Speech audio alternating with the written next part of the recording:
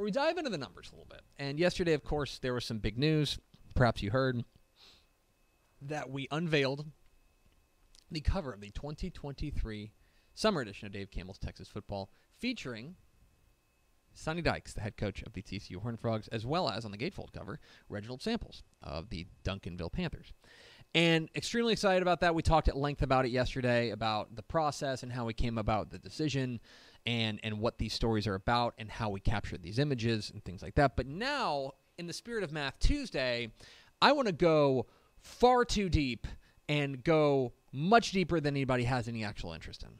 And I want to talk a little bit about what this means in the grand history of Dave Campbell's Texas Football. You see, this is our 64th annual summer edition. We've been around for a hot minute, and we've put out a lot of different covers. Some of them are great. Others of them have kickers. So we've got, but one of the things that we always try to do is we try to reflect the most compelling story in the state of Texas. That's kind of, for me as managing editor, that has always been the MO from my perspective, is what is the most compelling story in Texas football this year? And I think coming in 2023, it's TCU and what they were able to do last year, and their remarkable head coach in Sonny Dykes, and what he's been able to build in such short order there in Fort Worth. And so when you take a look over the history of our magazine, ideally, in a perfect world, you can look over the course of the magazine and you can chart what the biggest stories were every year, right? You can be like, oh, this was when A&M was really good, or this is when everyone was talking about Texas Tech, or Baylor really had a run here, things like that. That is, to me, the goal in putting together these covers. I want it to be kind of a seamless narrative of that you can track what football, and especially college football, since that tends to be the cover of the magazine in 63 of the 64 covers, what they can be. Only Cedric Benson. Right. I mean, we have had other high schoolers, right? Jonathan Gray was on it. We had the cover with Earl Campbell and the Emmett Jones was on it too in the Dallas Emmett Cowboys. Smith, yeah. Or Emmett Smith, yeah. Emmett Smith was on it. We had a Troy Aikman cover and stuff like that. But generally speaking, we do college football, and generally speaking, we do FBS college football. And of course, this is always a big point of that the haters will bring up is Dave Campbell's in the tank for X school, right? For X school. And so I want to be honest and transparent, and I want to take a look at who has been on the cover of Dave Campbell's Texas Football, the main cover, the most. Now, a quick aside. I'm talking the main image, okay? Yeah. We've had times where it's like I'll pick it at random. We've had Baylor on the main cover, but then it's like Houston in the corner, right? I'm not counting the Houston in the corner. I'm saying, who do you consider to be the cover? Who's the main story? Correct. And so also, for example, if you go back to 2005, we had Vince Young and Reggie McNeil on it, right? A&M and Texas. That would count for both A&M and Texas, right? And last year would count for both Texas Tech and UTSA, yes, in my opinion. Okay? So let's take a look at the raw numbers. As far as the FBS programs that have been on the cover of Dave Campbell's Texas Football, Texas is in the lead. They've had 24 appearances on the main cover. This also doesn't include the Southwest Conference cover back in 1994, which is kind of weird and a mishmash of like all the schools. Yeah, there's a bunch of them on there. I don't know. Your mileage may vary. So Texas has been on the most 24 times. A&M is second at 21. More or less even with Texas. Texas Tech is third at 12.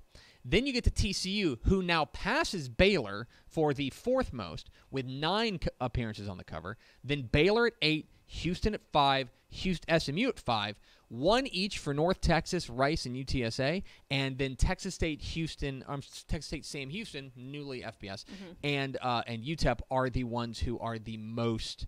Who are the newest, who have never been on the cover, right? Now, a small caveat here, right? Technically, if you were to count those little reefers, I believe every team in the state has been on the cover.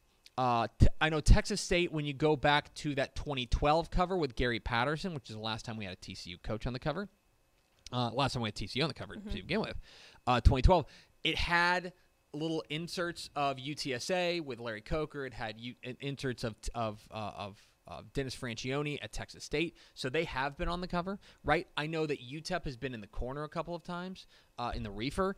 But again, that's not the main. But again, that's not what we're talking about. We're Right. talking about the main image. So this is the teams that have appeared on the cover of Dave Campbell's Texas Football the most.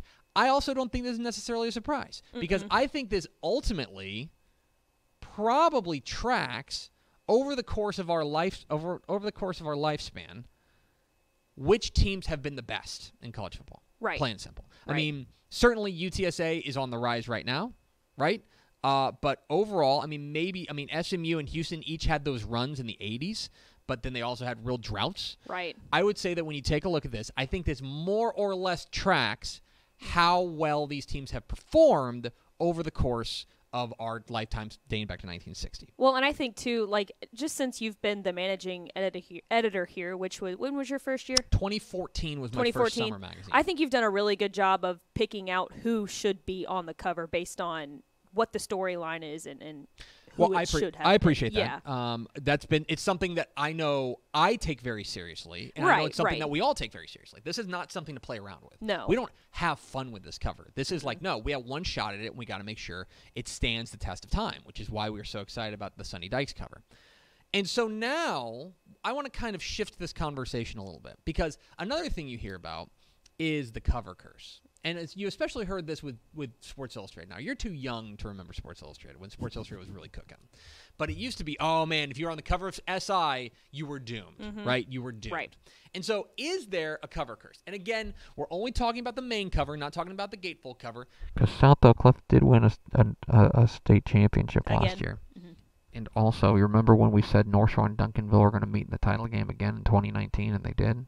Anyway, that's neither here nor there. Again, I'm not here to tell you. We're only talking about the main cover, okay? Only talking about the main cover. You go back to Texas Tech last year, the two last year. Texas Tech 2022. Preseason unranked, finished 8-5, won the Texas Bowl. I would consider last year a pretty rousing success for Texas Tech. Definitely. I don't think there's Agreed. a curse there. No. 2022, also last year, UTSA was on the cover, right, with Jeff Traylor. Preseason unranked, won 11-3, won the conference. Yep. Anyone want to claim there's a cover curse there? No. I don't think so. 2021 Texas A&M. Preseason number 6, finished 8-4, and then they didn't play a bowl game. It was canceled. Mm-hmm. If you want to call that a curse, I'd be willing to hear it. That was a team we thought had a chance to play in the national championship. Yeah. That was a team we had really high expectations for. I think nationally there were really high expectations. And then to go 8-4, I think, was a pretty sizable disappointment for A&M. Yes. If you want to call that at least a minor curse, I'd be willing to hear that. Mm-hmm. Okay. 2020, SMU with Shane Buechele on the cover. Mm-hmm. Started the year unranked. They went 7-3. Their bowl was canceled. I think that is more or less. I put that in the category of a wash. Yeah. I don't think they exceeded expectations. I don't think they fell short of expectations. I think 2020, you kind of ball up and throw in the garbage. And I was going to say with COVID anyways, you can't really measure that season till it's to its full extent because of COVID. I would say for SMU, I would give that a push, or at least like not graded, like incomplete. You know what I mean? Incomplete. Just like because that. of the way it worked. 2019, Texas. They started the year number 10. They finished 8-5. They won the Alamo Bowl. I think again, much in the same way as 2021 with A&M, this is a team with very high expectations. Started the year 20 in the top 10, and kind of fell short of those expectations with Sam Ehlinger on the cover. If you want to call that a curse, I would hear that. Mm-hmm. 2018, we put A&M on the cover with Jimbo Fisher. Started the year unranked, went 9-4, won the Gator Bowl. I don't think there's a curse there. I think that's a pretty good year. If you start the year if you start the year unranked and you win 9 games, pretty darn good in my opinion. 2017, Texas. This was when we had Tom Herman on the cover. Started the year 23rd, finished 7-6, won the Texas Bowl. I would say that is a curse. That's curse. That's a flat-out curse. 2017, if you want to call that a cover curse, I'd be willing to hear that. And then in 2016, that's when we had Cliff Kingsbury and Patrick Mahomes. Mm-hmm. This is a complicated one because they started the year unranked. They went 5-7, but they did lead the nation in offense, which is kind of what the whole cover was about. I don't know. I go back and forth on this one. Uh-huh. Certainly, it didn't show up in the win column, right? No. They went 5-7, but they were number 1 in the nation in scoring or in total offense. They were number 1, like they had the leading passer in the nation in Patrick Mahomes. Yeah, that's tough. I don't know. Like, you could certainly convince me that there was a cover curse, but like I also think when we put him on, and this is me, and maybe I'm making excuses. When we put them on the cover, our thought was, oh, here's this high-flying, this is the best offense in America. Mm-hmm. That was the point. Our point was not Texas Tech's going to go win the That's national true. championship. That's a good point. So therefore, not a curse. Like in 2021, we said A&M was going to play for a national championship. And that's cursed. We were 100% wrong. Right. That's cursed. 2016, all we said was that their offense was incredible, and we were kind of right. You're right. You didn't say much about the So, defense. I don't know. Well, look at him now, too. I mean, I'm going to give that a push. turned out to be exactly. good. I'm going to give that a push. Yeah. For Okay. me. I'm going to say 2016 Texas Tech is a little bit of a push there. So, what does 2023 hold for TCU? I guess we'll find out. If they go 2-10, certainly that should be categorized as a cover curse. But I think if they finish up near the top of the Big 12, then I think that they will avoid that cover curse. So, Well, and it's tough too because they did exceed expectations beyond anybody's wildest belief last year. So, man, what is how do you measure? Where do you go from there? How do you measure a successful season? And that's, I guess, more of a question for Craven.